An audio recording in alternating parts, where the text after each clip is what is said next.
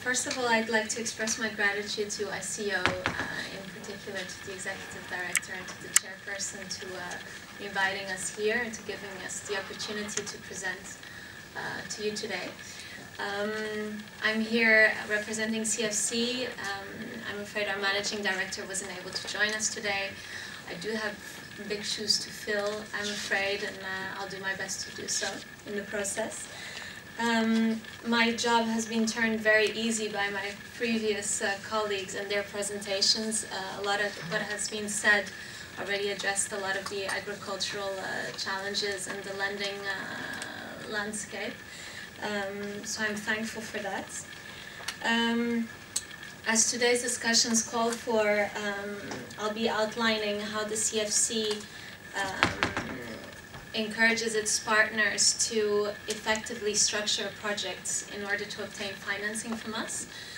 I'll also briefly touch on CFC's collaboration with ICO, although this has been extensively discussed, I believe, last year, October, when there was an ICB's meeting.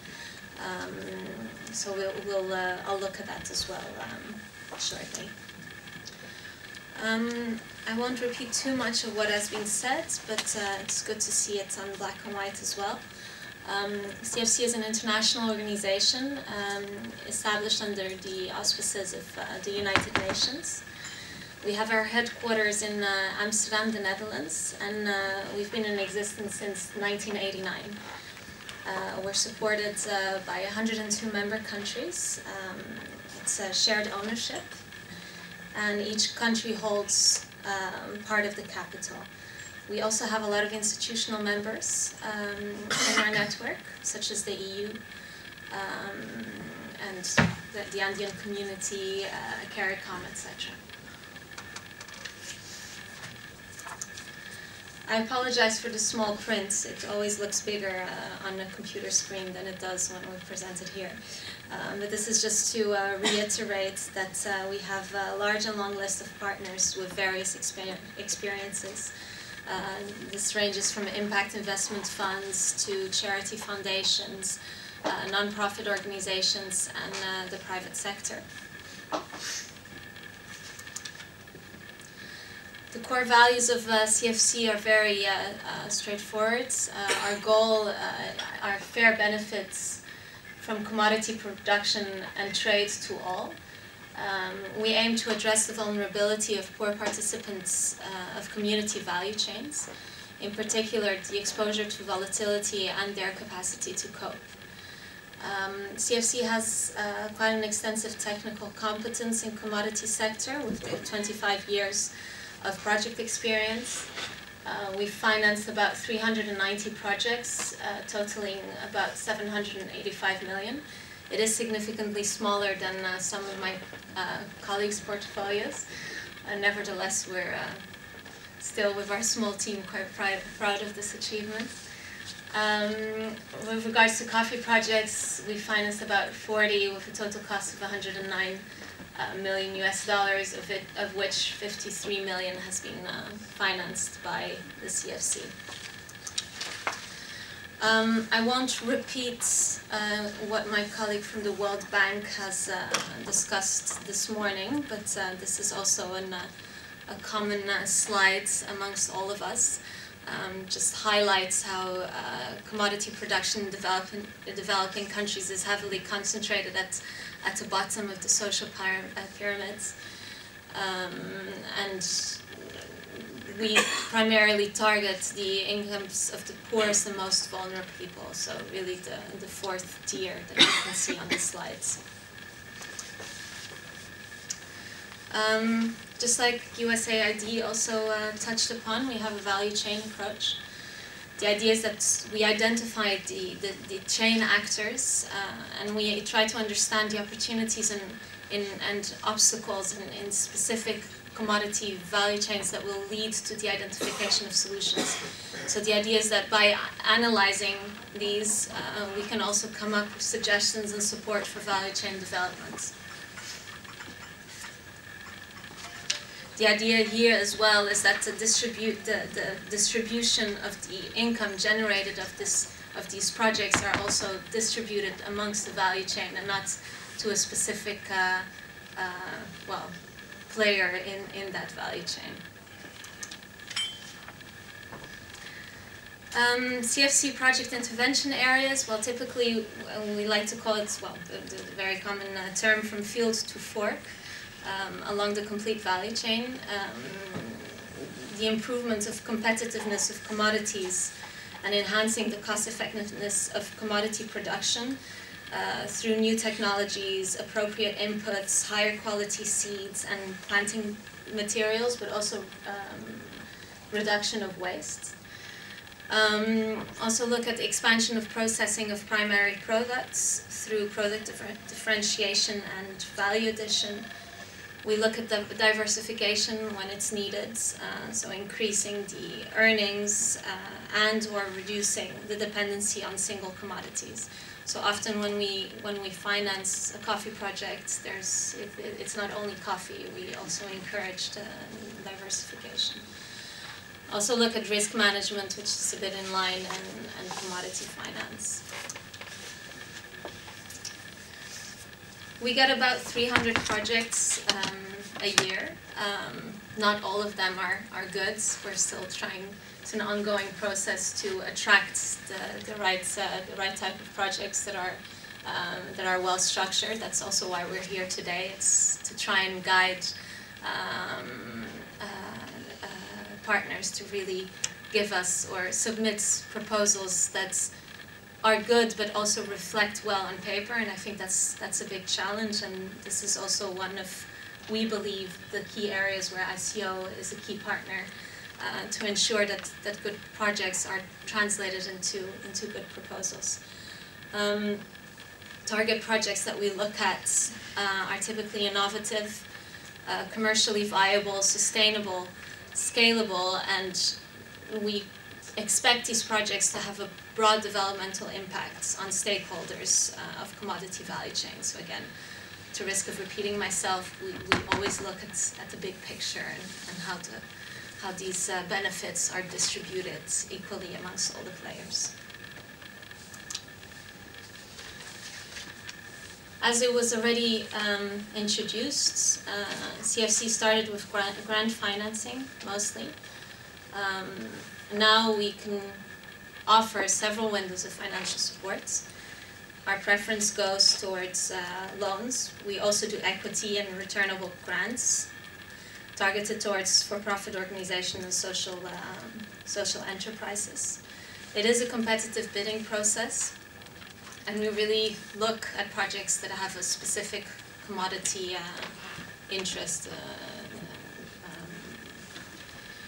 We also have partnerships with other bilateral, multilateral agencies and social investors.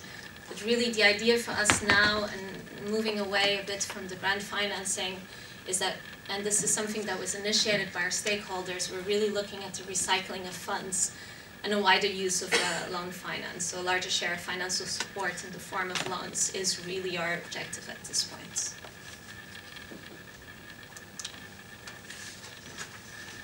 I won't go too much into the detail, but this is just, I think it might be useful for some that wonder, okay, what type of instruments do we offer? At the top, the term loans, typically between 300,000 and 1.5 million. We have a medium, I would say, term of 7 years. The interest rates depends on the CFC risk assessment, but it won't be very different from what we've seen here today. We're always careful with naming an interest rate because it's obviously always tailored to the risk profile of every project we get in.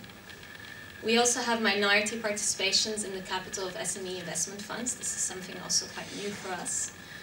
This will typically be between 300,000 and 1.5 million again, but it does require clear exit and divestment strategy. Sorry, it's a difficult word. Just like our colleagues at DG, we're not entrepreneurs. So if we look at this type of investment, we look at it with a pinch of salt, and we keep our risk at a minimum. We do require usually a minimum internal rate of return of approximately 10%. And usually we'll also have CFC board representation if required. Another instrument which is quite interesting is the what we call the fast track projects. This is typically between 50,000 and 120,000. We're a bit more flexible here when it comes to an interest-bearing loan. It could be a returnable grant. It could be a range of things. So, but the idea is that again we tailor to the individual project needs. Some of you might wonder, okay, what do you do between 120,000 and 300,000? This is typically something that we want to avoid because it's often a gray area. And when we take this to our board, we're always trying to figure out, okay, is this a fast track or is this something that we have to take to the board? But fast track, the idea is that our managing director has the ability to approve these projects. And 120 is currently the limit. Of course, we might revise this with the board at a later stage, but at the moment we keep it this way, and everything which falls in between, we either get back to the project and say, listen, we don't finance this amount. Are you ready for a higher amount, or should we start with a smaller amount?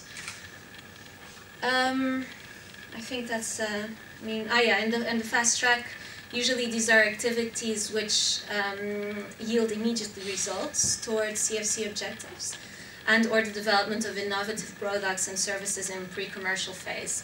So if I think of an example, we recently had a coffee project that approached us, and at first we were a bit reluctant because it was mostly a research project, but the underlying idea behind it was very interesting. And these were players in Holland, together with implementation in Colombia, that were looking at waste of coffee to turn it into biomass and also to turn it into the soluble dietary fiber, which is something that we had never heard of, and it immediately rings a fast track bell. So okay, this is something which is potentially very interesting. Is this something we want to put an returnable grant in? It could potentially become something extremely interesting and replicable. So that's one of the examples of the fast track projects.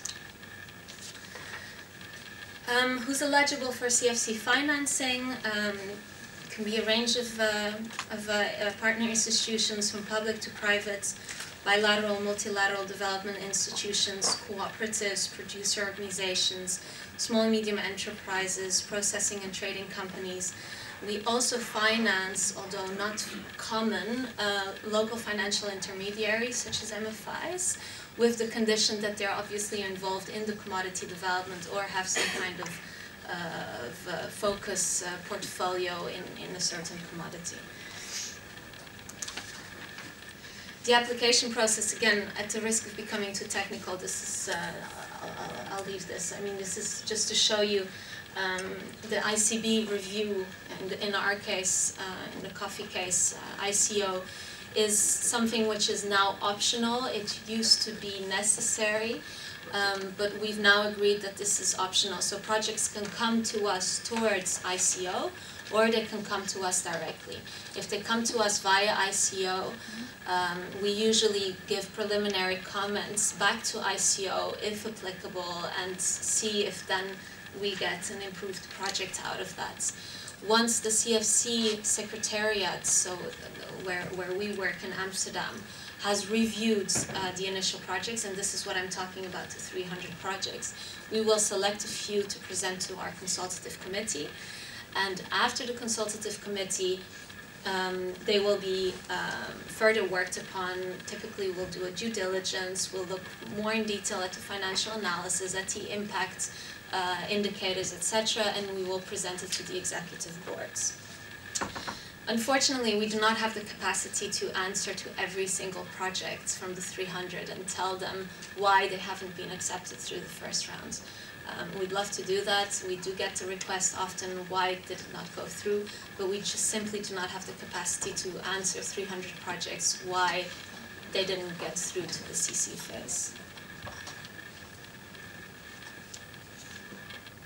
Obviously, for the fast track project, the leads or the process stops at the consultative committee. So the fast track projects will be presented to the consultative committee, and then we will get an okay to go ahead with it, and it won't be presented to the EB.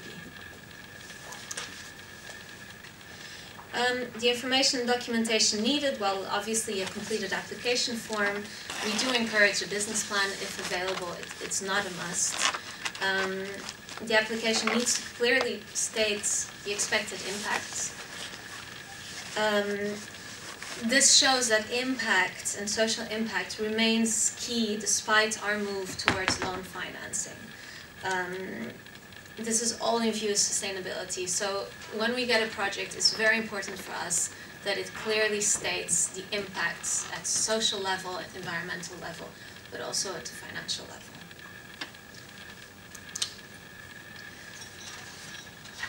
During the selection criteria, we look at a range of different things, as you can see on the screen.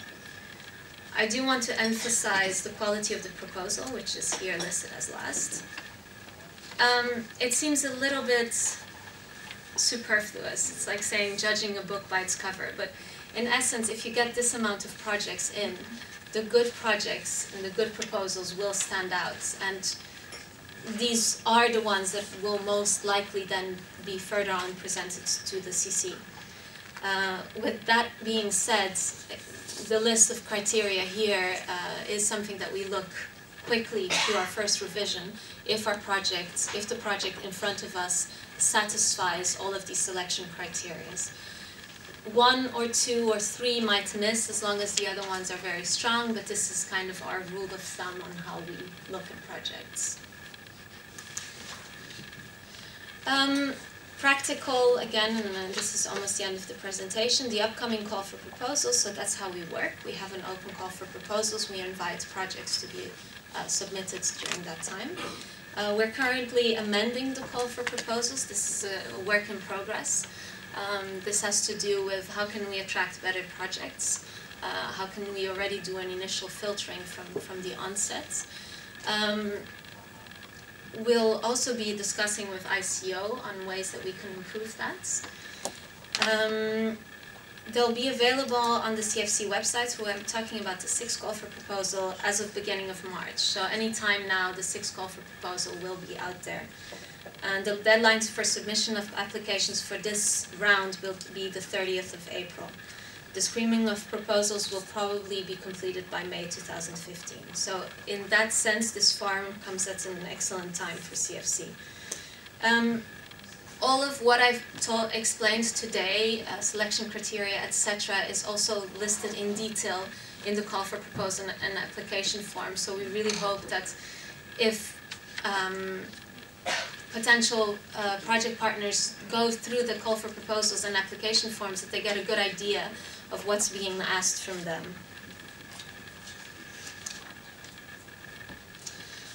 Just a couple of, I'll keep this very short, a couple of projects we're currently working on. This one we're doing in cooperation with Hivos. The key issue here was to strengthen the smallholder coffee farming systems in Kenya, Tanzania, and Uganda. The intervention from our side was a loan for a biodigester sub-program, costs for the production of a bioslurry to enhance soil fertility and biogas for cooking. As you can see, as the photos show. The preliminary result is that the loan agreement has been signed, and we have about 63 biodigesters installed in Kenya. The next one was what the chairman already spoke of in the presentation. It should read Madagascar. The key issue here was the declining of coffee yields and quality. The intervention was to improve Robusta smallholder coffee production and quality, targeting the domestic and European market through a loan for working capital for sourcing coffee, in addition to equity financing from ICCO and Hedi Africa. The preliminary result is that the CFC loan is expected to be operational by June 2015. And the third one, and perhaps most relevant for today, is a project that we have in cooperation with the ICO. I'm personally a fan of this project, also since I've recently joined CFC. This is one of the projects that I've been able to almost follow from the beginning. And it's the rehabilitation of coffee in Congo. I'll also be talking to my colleague of DG because it's exactly in the same region. It's the Eastern Democratic Republic of the Congo. And basically the key issue here was the total collapse of the coffee markets following the war. The intervention is the rehabilitation of the Arabica coffee value chain with the aim of improving living conditions of coffee farmers afflicted and displaced by war. At the beginning we had a bit of difficulty in finding a project execution agency on the ground. Now we are working with Vico. It's a Belgian organization. We're quite happy with the results so far. The project is well underway, and from what I've read from the project report, I haven't been myself to Congo yet. Although after seeing this latest documentary of Virunga, I very much feel like going there. It's a beautiful country, and I really look forward to seeing how this project further develops. Finally, we're currently also working with ATIF, the Africa Agriculture and Trade Investment Fund. We provide expertise as a partner. Expertise can come in the form of TA management or network sharing.